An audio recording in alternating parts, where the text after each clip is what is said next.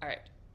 Hello, and welcome to today's video where I'm going to be talking about why anyone who is trying to sell you transcendence, anyone who is trying to sell you the idea that you can escape the human condition, meaning you can get to a place where you never have sickness in your body again, where you never have pain in your relationship again, where you never struggle to make money and you are in a constant state of abundance, where you transcend all negative human emotion, where you are enlightened in the sense that you never struggle with anything again, you're never jealous again, you're never hurt again, you're never harmed again, you just see the perfection in everything and nothing ever hurts ever again. Anyone who is selling you that is grifting. They are selling you a lie, they are selling you a fiction, they are trying to capitalize on, yes, someone says, ha ha ha, impossible. Exactly. They are trying to capitalize on the idea that we all want to experience heaven on earth. We all want to experience perfect safety and perfect bliss and to never struggle again. And we want to feel like we have perfect control over our lives. We all want to feel like there's some secret, some way that we can live, something that we can do that's going to protect us from all pain and make us feel safe and awesome and good forever. And a lot of people, especially using social media, are able to create an image of themselves as though they are living in a state of kind of like perfect bliss or perfect transcendence. And even with that, okay, we have a lot of people out there who posture themselves as being vulnerable and as being human and who say, I'm not perfect and nothing is perfect and everything isn't perfect, but I'm able to find the positive in everything all the time. I'm able to see how everything is for my growth and for me, and I'm able to rally no matter what terrible thing or painful thing is happening to me. And kind of in this, we also see that there is a tendency towards this idea of perfection, like having sort of gotten yourself to a place where no matter what, you're able to find happiness and find the answer and find everything is fine, when there's no kind of acknowledgement of the human experience in that.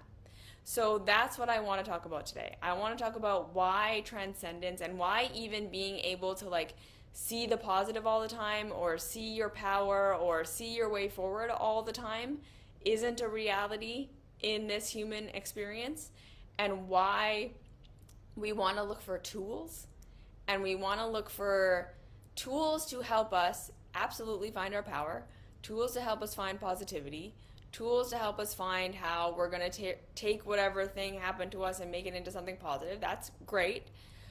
But also tools for navigating the things in life that are just hard, and tools for navigating the things in life that just don't feel good, that aren't going to feel good, and for making it okay that sometimes we don't see the positive, that sometimes we don't try and look for how something was awesome and we're grateful for it and it was exactly what we needed to whatever. Because sometimes that just isn't true to our experience.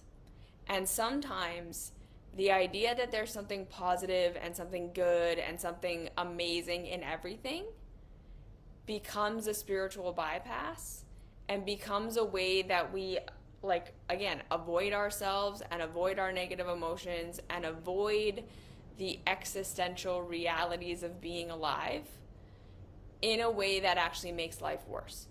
Okay? So what we're going to do today is we're really going to dive deep into the difference between what it's like to live in our real humanity and to acknowledge the mass complexity of being alive and gaining tools to help us do that, and looking to transcend or looking for a way of kind of bypassing the negative stuff.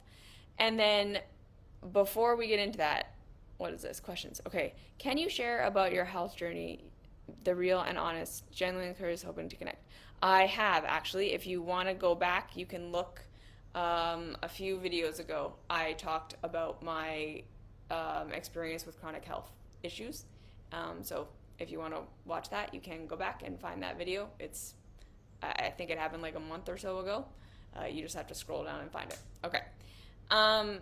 So yeah, before I get into all of that, I want to share again about the mystery school that I've created, which again is just tools, right? I am not promising you perfect transcendence. I am not promising you that you can love yourself enough or, find the self-love path enough that you never feel lonely or that you never have pain or that you never struggle ever again. The whole point of the self-love path, in my opinion, is to help us connect with ourselves in ways that we may have not been able to connect with ourselves in the past. To connect with our emotions, to connect with our bodies, to connect with everything that's going on with us, and to process our past and to process our present in the best way that we know how right now. And it's about learning how to identify what our needs are, as well as learning how to understand the complexity of the systems we exist in. And then finding tools to help us problem solve where we need to problem solve, meet our needs where we need to meet our needs, to help us communicate where we need to communicate, and tools to help us feel our pain and feel stuck and be upset and actually process and be with the negative, shitty stuff of life when we can't actually change it at the same time. Okay? So that is what the school is all about. If you have been watching my videos for a while, or if you resonate with this work and you want to know how to, take it deeper, or you want a more step-by-step process, that is what the school is for.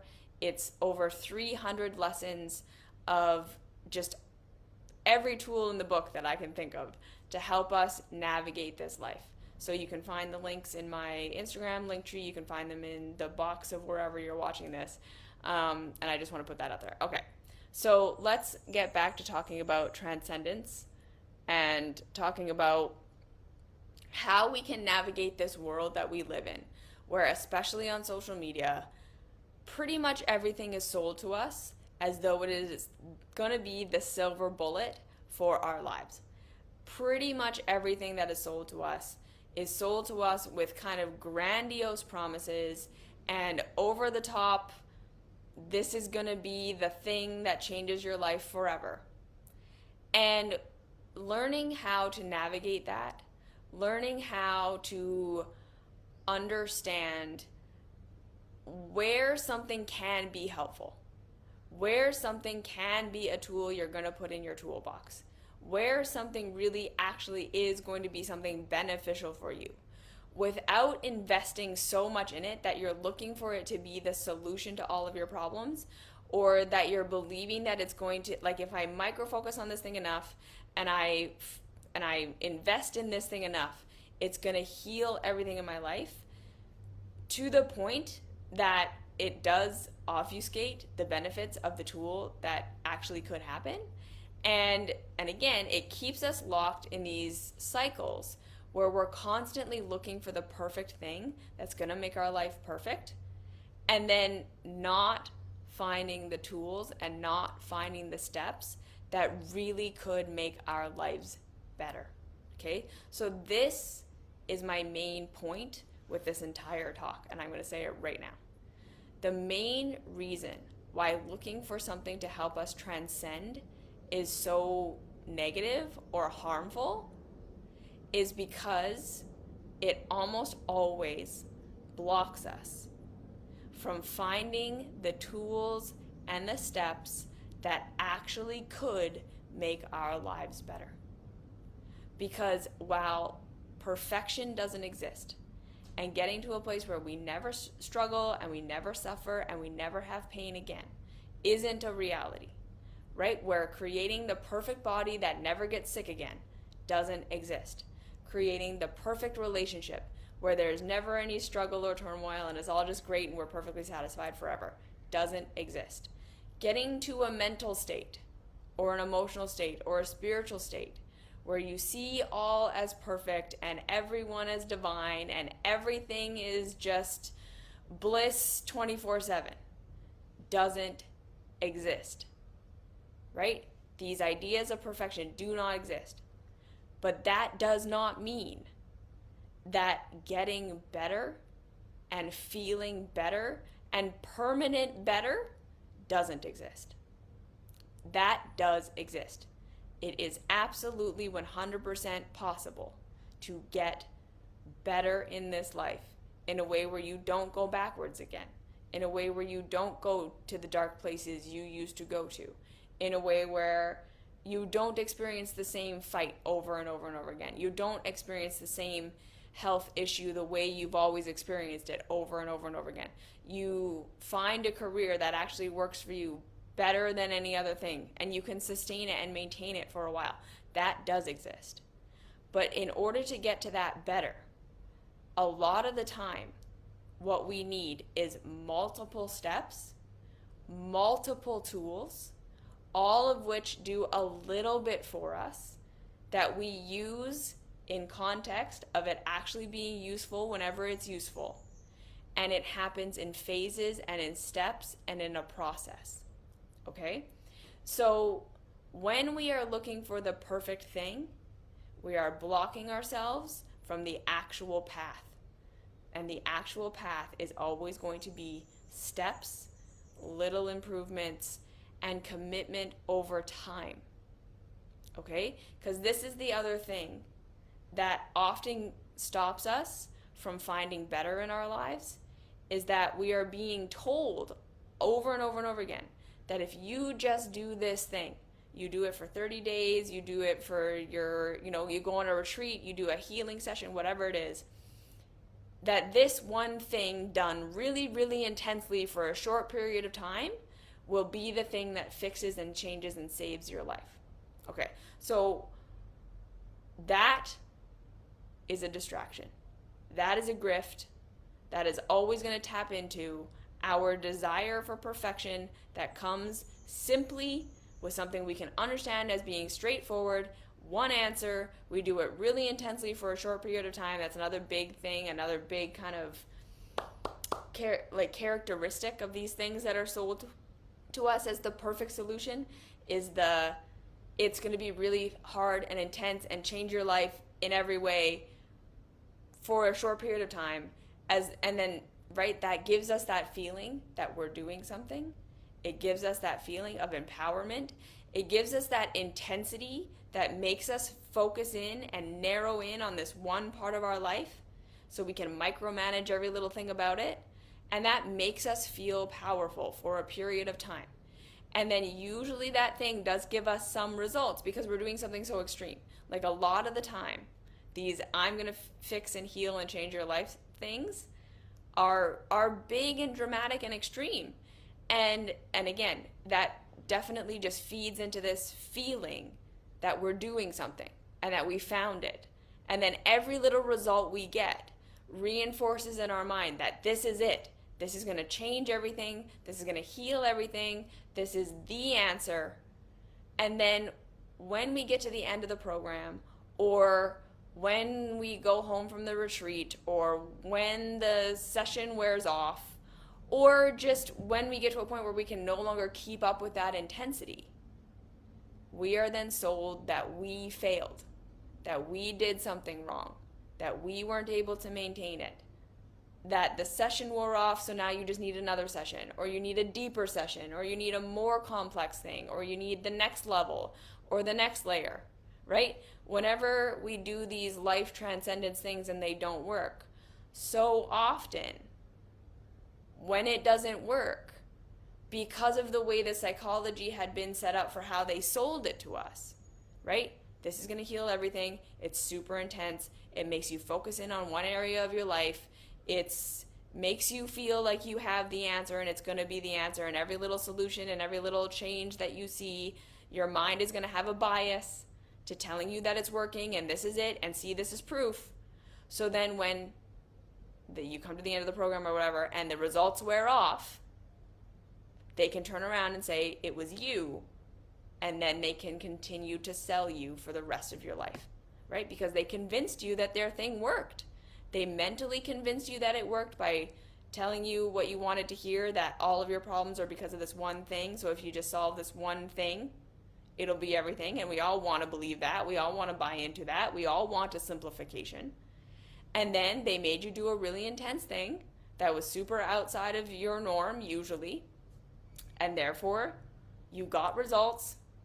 Your mind was biased towards looking for those results. And then your mind was biased to the idea that it's working. I found the perfect thing.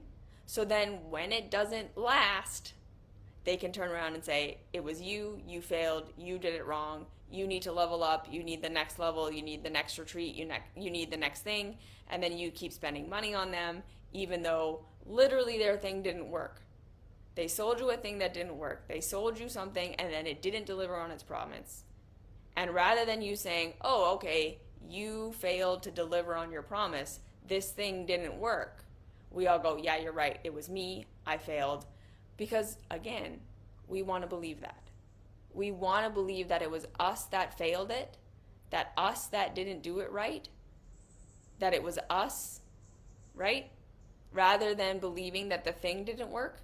Because if the thing didn't work, then we lose the hope of the escape we thought we had in the thing, right? So it's this constant psychological loop that we get into where people continually sell us these things that they can't actually deliver. And then we continue to buy even when they fail to give us the thing that they're saying they're going to deliver us on, because they've convinced us that if it doesn't work, it's because of us, not because of them. Okay, so again, what I wanted to say a few minutes ago, yes, it's a never-ending story, and it's a never-ending how people make money, right? It's how people continue to sell things that either are a little bit true and actually are helpful if we were able to put it into context and we were able to use it within the realm and the scope of practice that that thing has. They can be selling us something that really does actually work if we put it in context and if we understand exactly the scope of practice about it. Or they are literally selling us something that's just nervous system excitement that just makes us feel like we're doing something because it's really extreme and really intense, and then it fails, and then we feel like we did something wrong and we keep buying from them.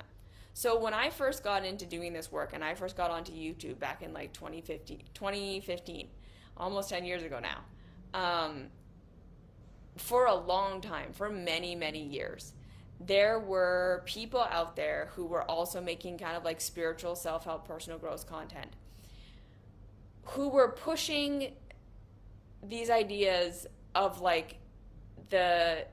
getting a spiritual session and that being enough to like clear all of your trauma. And I know that this is still happening, but I feel like there's more awareness around it nowadays than there was back then. But this was so common back in the day. I was out here teaching these tools of like slowly getting to know yourself, slowly getting to understand your history, slowly having compassion and curiosity for all of your scapegoats, self-sabotage, numbing, all the things you think are wrong with you. I was like constantly out here being like, okay, but what is it doing for you? And trying to sell the idea that this slow, progressive compassion for ourselves so that we can understand why we're doing what we're doing, so we can understand the needs that we have, and then eventually understanding systems and the things we don't necessarily have control over, and how we can't always make everything better, and how just collecting these tools over time and slowly showing up for ourselves and slowly making changes to our lives that our nervous systems can handle. That was my big thing forever. That no matter how much we can intellectually understand about what we want and what we need and what kind of changes we need to make and all that stuff, that's all great. But we also have to understand that we're working with physical bodies, with emotional selves, right? We're not just our intellect and our logic, and that's all we are. We are programmed, physically programmed beings with all of this history that have emotion, that have, like I say, just like habits that are ingrained, that have needs that we're not even necessarily aware of, that are being harmed by systems in ways that we don't even necessarily see. And that true change requires slow, progressive repetition of these self-love tools over time and little incremental changes over time. Like, I was constantly trying to sell this, and people were like, yeah, that's great, but I would like to just like do a healing session where I'll just like all my trauma gets wiped away and then I'm like different now. Or I want to like go and do like a past life regression and just like see how it was all perfect and see what my soul wanted for this life, and then I'm going to be fine. I want to go and do the plant medicine thing and get blasted into awareness of absolutely everything and my connection to the divine and blah, blah, blah, blah, and then come back and never feel shit ever again. And yeah, so I've been integrating new stuff in my physical for years now. Exactly, right? And I was just like, okay, you can do that, and you can do the extreme, right? Like, people were doing like extreme fasts and extreme yoga practices and like these 30-day challenges of like no food and no calories and literally just like water fasting for 30 days and like doing all these really extreme things and thinking they were like changing their lives and really thinking they were like absolutely solving all of their problems and going back into all their trauma and getting rid of everything, and they were like gonna be like these transcended human beings. And a lot of it came back to me as like, you just don't get it, right? Like, you're like this slow progressive stuff, like, you just don't understand that these things that you can do to like completely radically change your life exist, and clearly you're just not like spiritual enough, or you're not like woke enough or whatever to like do it. And I was always like, okay, maybe that's true, like maybe I'm just like not woke enough. But what I have found, right, having done this work now for like about 10 years, is I've watched these patterns. I've watched people do this over and over and over and over again. I've watched them come with the big vulnerable, I have this health issue, or I have this thing going on, or I'm really struggling with this, or whatever it is. I've watched them come with their really extreme protocol, their really extreme plant medicine thing, their fasting retreat, their kundalini yoga, their whatever. And they do it, and they promote it all over social media, and maybe they become teachers of these things, and they make programs out of it, and they come out the other side claiming to be transcended. Like, literally saying, like, my everything is cleared up, I'm not in that anymore, I've manifested my perfect relationship, I'm completely healed in my body, blah, blah, blah. And it all looks really great and really shiny and really social media-y, and it's all fantastic. And then you follow for a little while, and usually what happens is these people get a little bit quieter and a little bit quieter and a little bit quieter until eventually they just sort of disappear. And then they come back, like I say, like 6, 8, 10 months later, and claim that thing that they didn't work. And then they usually come with, but I'm going to do it again. I just need to try again. The reason it didn't work is because I don't know, some explanation. And then they're like, but it did work, right? Because I got those results while I was doing it, and it felt great for a little while afterwards. So proof it works, so I'm just going to do it again. And everyone can join me, right? Come join my 30-day thing. It's $111.11, whatever. Or they come back and they say, yeah, okay, that thing I did back then, that was bullshit. That didn't work. That wasn't real. I know that I literally told you it changed my entire life and everything was perfect and everything was great for like 6 months or 8 months or a year, and like sold it to you in a program and blah, blah, blah, blah, blah. But it turns out I was actually suffering still in the background, and it hadn't actually healed everything, and there were all these other things going on. But it's okay, because it was that tool's fault. Like, I got tricked into doing something that was not actually good, and so blame that thing. But now I've found it, right? Now I've swung way to the other extreme. I'm doing some other thing, and this is it. This is going to be the thing that changes my whole life. It's already changing my whole life. And come and, sign up for my retreat or do whatever. And then they do that for a little while, and then they go quiet again. And it's just these cycles over and over and over again. And I've witnessed the same people for the last 10 years sell either the same thing over and over again, even though they like do it, fall off, do it, fall off, do it, fall off. And really, if you look at where they are right now, they are exactly where they were 5 years ago. Like the starting place that makes it so that they're going to start their new tool or get back on track is the same starting place that it was 10 years ago. Like no actual progress has been made. They feel shitty, they do a thing, they feel better for a little while, they fall off, they feel shitty, they do the thing, but there's no like actual sustainable growth happening. There's no, okay, like I don't experience that thing anymore. Here's a step that I've taken and now my life is different in like my foundational way of being, my day-to-day baseline is actually different than it used to be. I have rarely, if ever, seen that from anyone doing these extreme things. Okay, so it's like we want to become of stone and never feel again. Exactly that. We want to become like stone. And so watching this over and over and over again has just kind of proven to me that, again, real change and real growth always happen because of slow, progressive steps.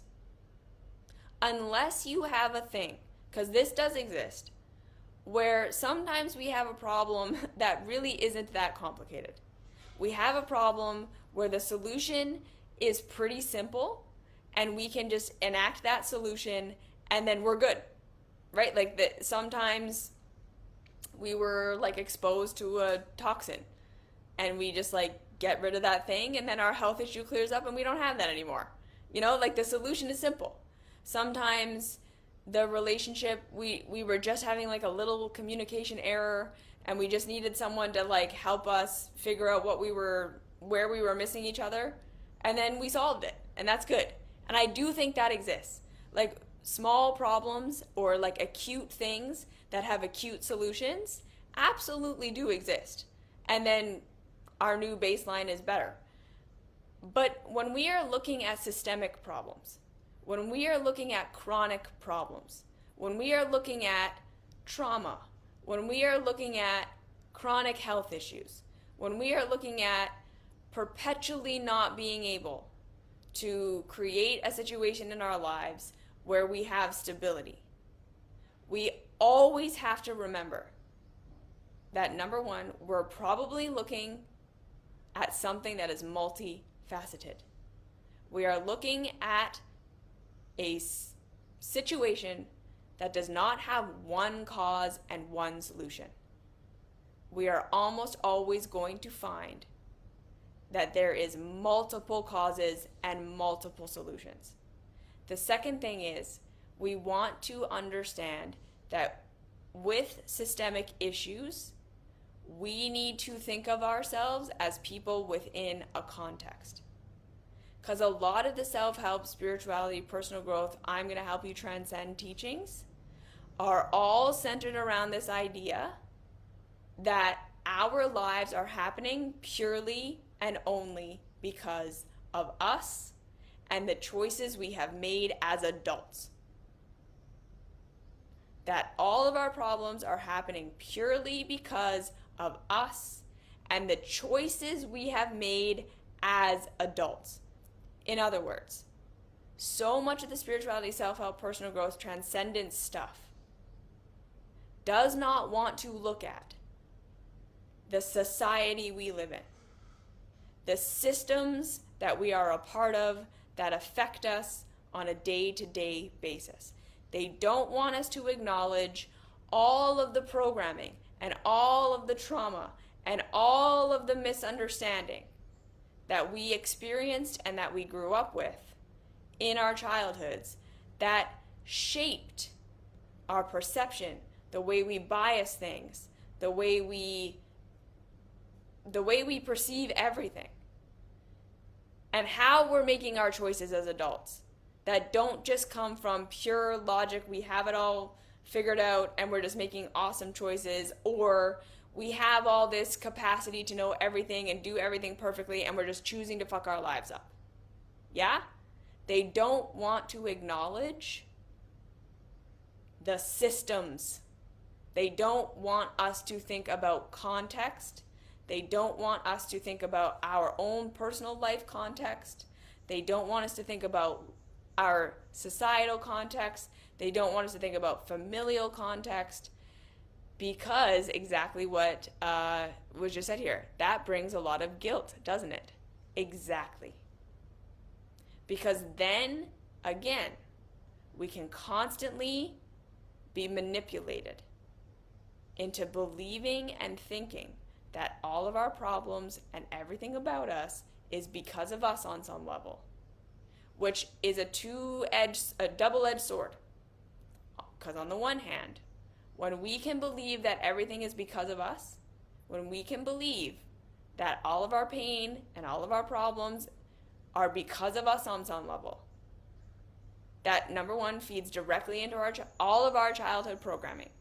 Because all of us, the very first program we got, when we were in the temporary codependent reality of our caregivers' lives, was, I don't have control over everything in my life. I don't have control over my own needs. I can't even really know much of my own self. I don't have autonomy. I have these caregivers that appear to me in my childhood as being perfectly capable, perfectly competent, and having access to everything. They give me all my pleasure and they take all of my pain away. So what happens in this life to make it so that I either get what I need or I don't get what I need is based on how my caregivers are responding to me. And we perceive in our childhoods that the way our caregivers are responding to us, because we see them as perfectly capable and perfectly all-knowing and having the access to everything, that the only reason they wouldn't give us what we need, the only reason they wouldn't take our pain away, is because of us on some level, because of our behavior. That is what we perceive as children. So that is the first program we ever got. That it is our behavior that is determining our entire life outcome. And most of us continue into our adulthoods with this fundamental understanding of ourselves, which is why when a lot of us feel pain in any situation, when we feel pain, the first thing we're going to do is going to look for, who are we disappointing? How are we not measuring up? How are we failing? What is wrong with us? Who's mad at us? Who's disapproving of us? Who do we need to please in order to feel better? That's the first instinct almost all of us have when we have pain. What am I doing wrong? And how do I need to change myself to measure up to expectations so that the pain will go away? Because that was childhood programming. We don't see that that's childhood programming. We don't see that we're still running that, right? Most of us don't think, I'm in pain. What is the actual cause of my pain? What is the source of my pain? What is the need that's not being met? What is being antagonized? Like, in real reality, what's going on? Because it so very much can look to us like our pain is coming because we're being rejected, or because we're not doing good enough, or because we are shitty on some level. And then self-help and spirituality and personal growth comes in and says, yes, that's it, you got it. That's what it is. You're failing. You're not doing good enough. You're not living up to expectation. You're not spiritual enough. You don't have the right health, lifestyle. You don't have the right mindset. You don't have the right relationship. And don't worry, I can sell you the solution. In this self-improvement, you're going to fix yourself, and that's going to heal all of your problems. And then when it doesn't, again, because we're so already in this mindset that everything is because of me, if I am in pain, it's because I'm failing. We say, I failed to live up to the thing. I failed to do the thing, and that's the only reason. And now I'm going to keep doing it over and over and over again. Right? Because we're programmed. We've been programmed that if I'm failing to live up to expectation, that is why I am in pain. Instead of saying, I'm failing to live up to the expectation of the program because the program doesn't work. Or would living up to expectation of other people even solve the pain that I have? Is it even related? That there's what is actually going on in society? Is doing the right thing, quote unquote, by society actually going to give me the results that I want? Is it possible to be approved of? Is it possible to do everything right and still be in pain and still not be happy and still not be getting the results that we want? Is it possible to not do what everyone else is doing, to not live up to expectation, to fail in societal standards, and to get better results? Right? We're not thinking any of that because we aren't trained to think about any of that. And so when it comes down to why didn't this work, and why didn't I heal, and why didn't it fix my life, we're already primed to be in that shame and guilt already before we start. And that's why we are attracted to programs that tell us they can fix our lives by fixing us. Because we're already in shame and guilt. When we are in pain, almost all of us are going to get triggered into shame and guilt. Because again, that first program that we ever got was, I am in pain because I am not living up to the expectations of my caregivers. My caregivers who have perfect access to everything can rescue me from all pain and give me all pleasure. The only reason they wouldn't be doing that is because I am doing something wrong. And then shame and guilt were the protective mechanisms that all of us developed as a way of trying to get ourselves to align with expectation when expectation didn't feel good to us. That is where shame and guilt actually come from. Shame and guilt are the natural impulses we have to be upset with ourselves when we are in pain, in the hopes that if I get upset enough with myself, I will figure out what I'm doing wrong so that I can change, live up to expectation, and then have my pain get taken away. Because that's what it appeared to be, how we get our pain to go away in our childhoods. Live up to expectation. Do what is required of us.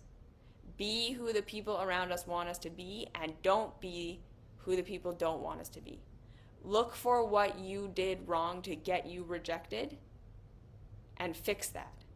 Okay? So this idea that all of us have like deep-seated shame and guilt about parts of ourselves, that's where that comes from.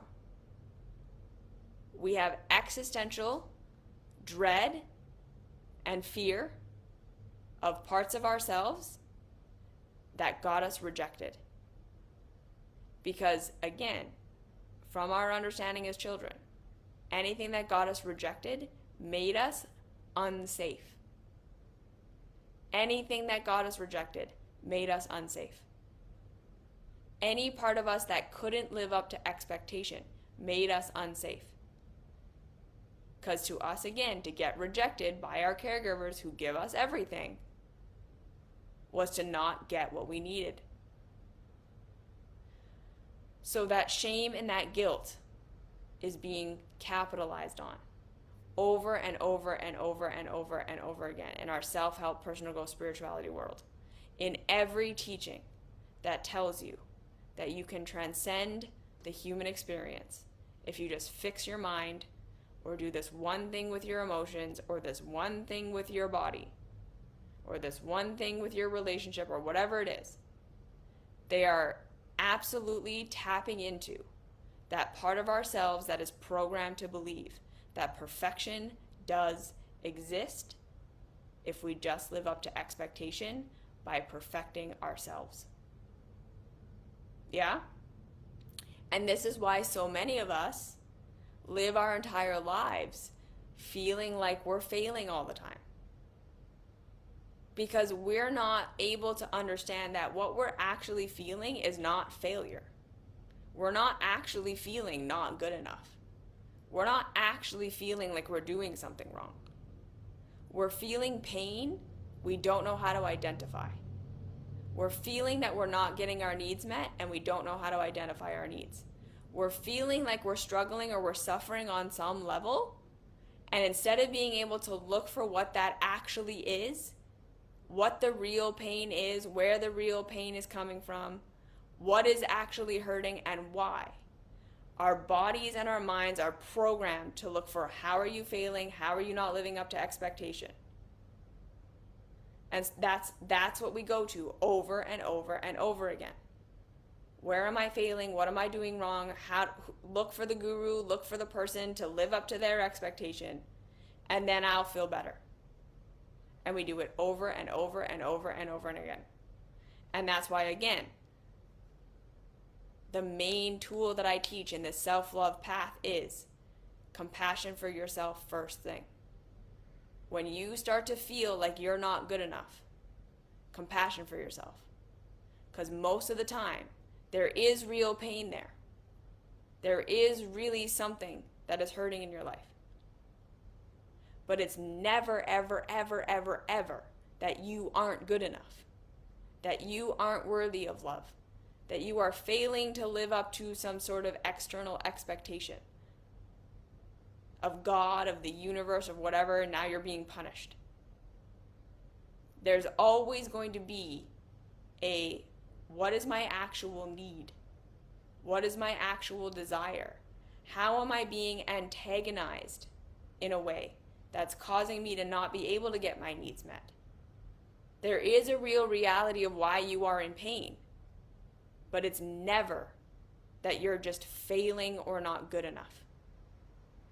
And this is why the self-love path is so slow and so methodical, and why the mystery school is 300 lessons. Because to deprogram ourselves from I am in pain, therefore I am failing and I am doing something wrong, and who do I need to find and what do I need to do to live up to expectation? What's the most extreme program I can find to feel like I'm doing it successfully, to make myself feel good enough, and then trick myself into thinking I'm getting results? To get out of that way of being, to get out of that thinking, to even be able to see where our shame and our guilt is not true, even if the parts of ourselves that we have shame and guilt about do cause harm, even if they are immature, even if we are going to have to grow them, it still doesn't mean that who and what you are right now isn't good enough, and that is why you are in pain. It's never that. Even if we need to change and grow and become more mature, all that really means is that we need to learn new life tools and learn new life skills. Because what we're doing right now, no matter how harmful it is, no matter how shameful it might seem, no matter how much there are negative consequences, we are doing it for a good reason. We are doing it because it's the only way we know how to protect ourselves, how to get our needs met that we maybe don't even know that we have. It's our only way that we know how to numb or stimulate ourselves so that we don't feel the pain that we're in, that we don't even know how to get out of, right? There's always going to be systems. There's always going to be complexity. There's always going to be layers. And it's always going to be discovering that you're innocent, you're innocent, you're innocent, you're innocent, and you're just doing the best you can with all of these layers of ignorance that you were handed for your whole life, that we need to work through and work through and work through to get to the answers. And then again, to understand that the answers are usually going to be many answers, and then supporting ourselves in doing things that are more supportive of us, in learning and growing and changing, is hard, because our nervous systems are wired to do the same thing over and over and over again when we are in pain. Because the body and the mind perceive pain as a threat to our survival. And we inherited the genes from all the ancestors that came before us that learned how to have an automatic response to threat. Our ancestors that survived were the ones that could hear a rustle in the bush, run up the tree, and rescue themselves from the lion. And then every time in the future they heard a rustle in the bush, no matter what that rustle was, right? If it was the wind, if it was a friend, if it was just even in their head, they ran up the tree because they were going to be successful. If it was a lion and running up the tree was the thing that saved your life, you wanted to be able to, every single time you heard a rustle, run up the tree without having to think about it. That's how you were going to survive. Which means, yes, sometimes you ran up the tree when you didn't need to. Sometimes you ran up the tree when you didn't need to. And there were people down there who didn't have that automatic response, who didn't run up there, and they were fine. But the people who didn't have the automatic response, they then had to wait until they figured out that it was a lion to be stimulated to run up the tree. And by then it was too late. So the ancestors that survived to pass their genes on to us are the ones that had automatic response to threat. Every time I sense a threat, I'm going to do this thing. We have that. So what we learned in our childhoods, catch the rest later. Okay, cool. See you later. What we learned in our childhoods, in our bodies, as being the thing that saved us from the threat of our caregivers rejecting us, no matter what that was, no matter if it was actually having anything to do with what our caregivers were going through, because there have been plenty of times in all of our childhoods where our caregivers couldn't care for us, where they didn't give us what we wanted and what we needed, and it had nothing to do with us. It had nothing to do with our behavior. It was, they were going through whatever they were going through. They didn't have the capacity. None of our caregivers were perfect. They weren't actually God. They couldn't save us from all of our pain. That's what was going on. But whatever we did when we felt like they were rejecting us, and then we survived, our bodies recorded that in as the solution. That saved our lives. We were about to die because we were being rejected. We did whatever we did. We didn't die, and that was the solution. And then we kept evolving that coping mechanism as we've aged, and now we have these automatic responses to stress. Whenever we feel like we're being rejected, whenever we feel like we're in pain, we automatically look for, where am I being rejected? Where am I not living up to expectation? What am I doing wrong? And we try to fix ourselves, because that was the program we got in childhood. And then, like I say, self-help, spirituality, personal growth comes in and says, no problem. There are 1.5 million different things that we promise that if you do this right, it will change your life. It'll cure everything. Right?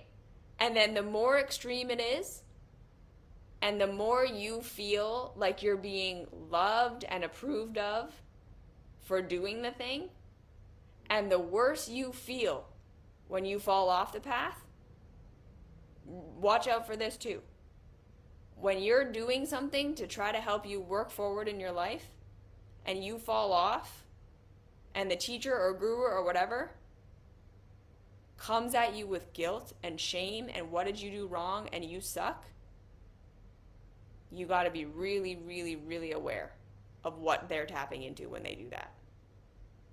They are hooking you in to be ever dependent upon them, to be ever faithful to them, because now they've made themselves your caregiver.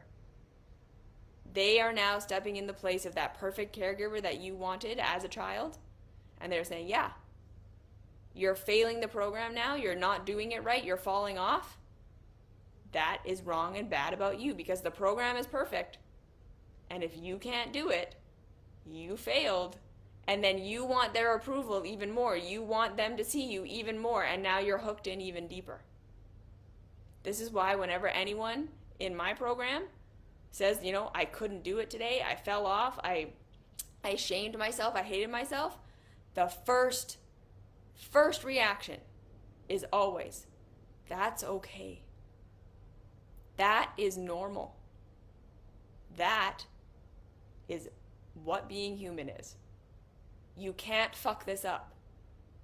The self-love path is unfuck-upable. Because so long as you are a human who is showing up for yourself in whatever capacity you can, like, You can fall off the path for a year, for 2 years, never have compassion for yourself. And at one point you wake up and realize that you were in a self-hate spiral for the last 2 years. You realized it. That's it. That's a success. You see what I'm saying here? And then to be able to say, okay, how was that self-hate helping me? Where did I learn that that was the best way to keep myself safe? Right? We hate ourselves for a reason. We reject ourselves for a reason because we think it's helping us.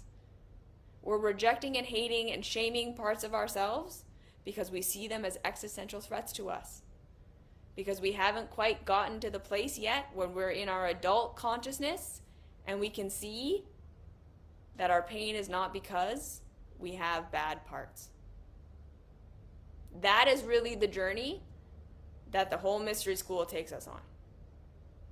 It's the slow, step by step process of getting you from this place where you really believe that your pain is because you are failing to getting to a place of understanding that it was never that you failed, it was never that you sucked, it was never that you were broken.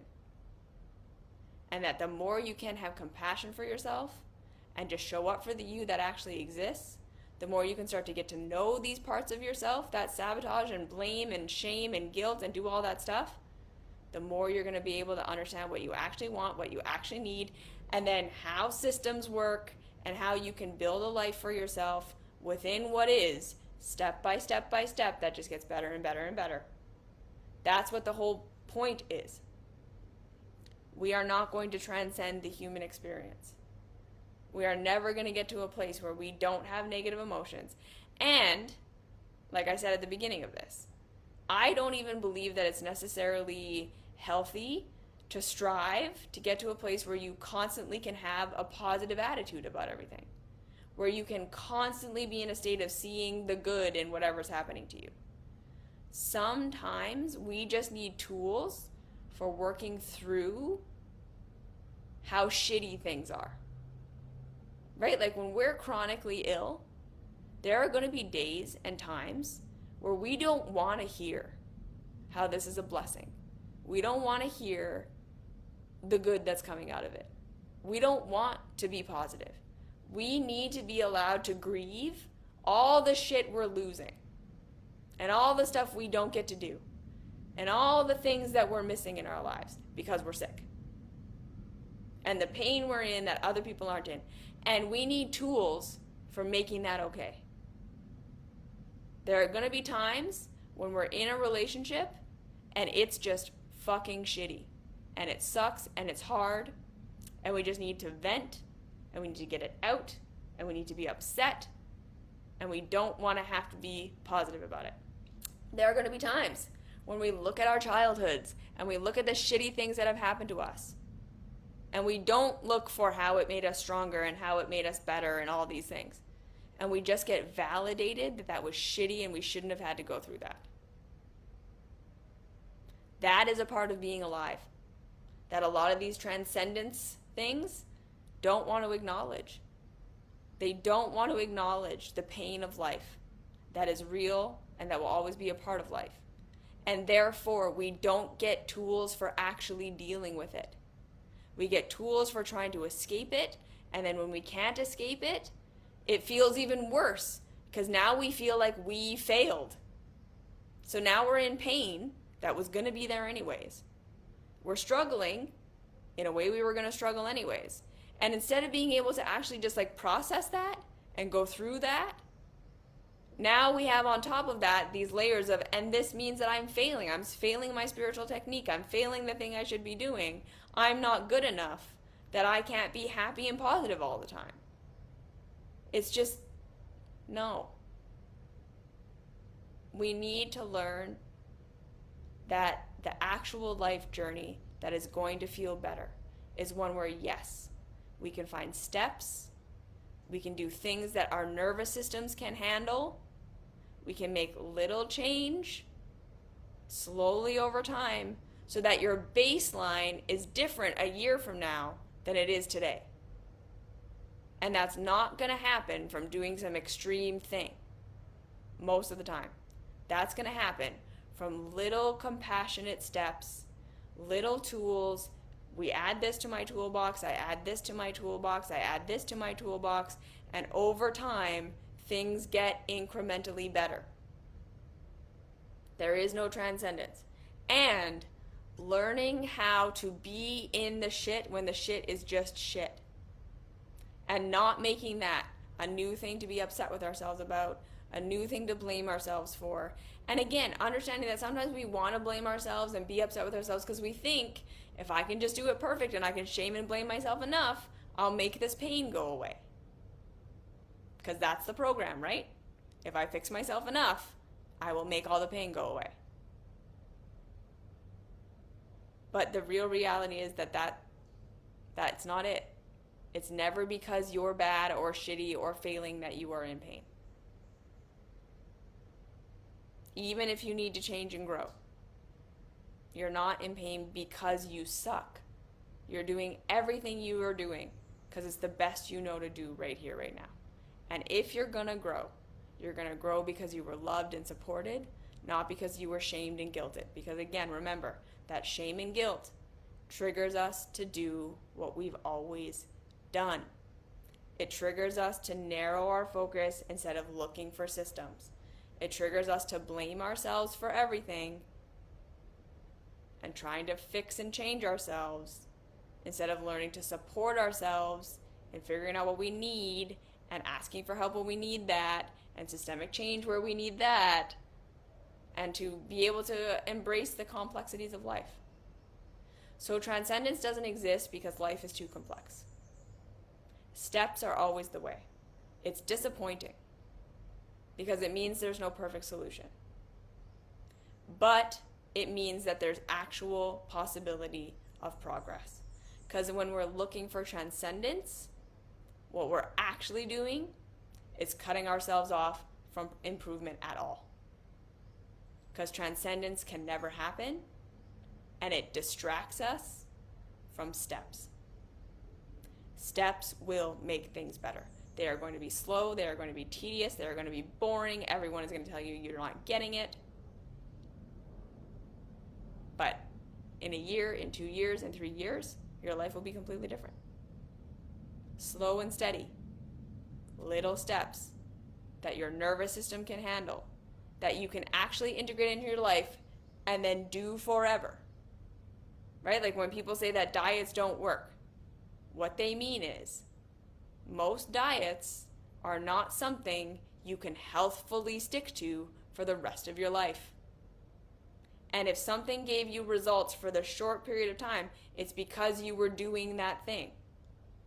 So if you can't maintain doing that thing for the rest of your life, you are not going to maintain the results.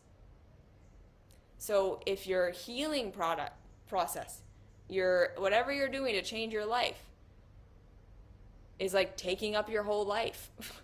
It's really extreme. It's really hard. You can feel that you're like this in order to get through it.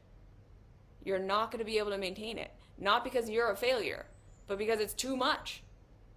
And then whatever results you're getting, you're not going to be able to keep.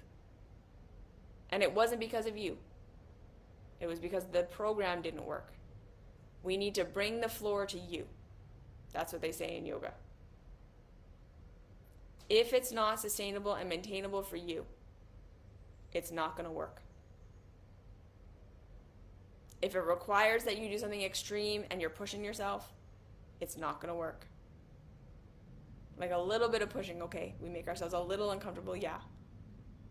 But we can't expect to make lifelong, actual, progressive change if we're doing it from a place of overstimulating our nervous systems or from a place of shame and guilt and thinking that the answer is to fix ourselves.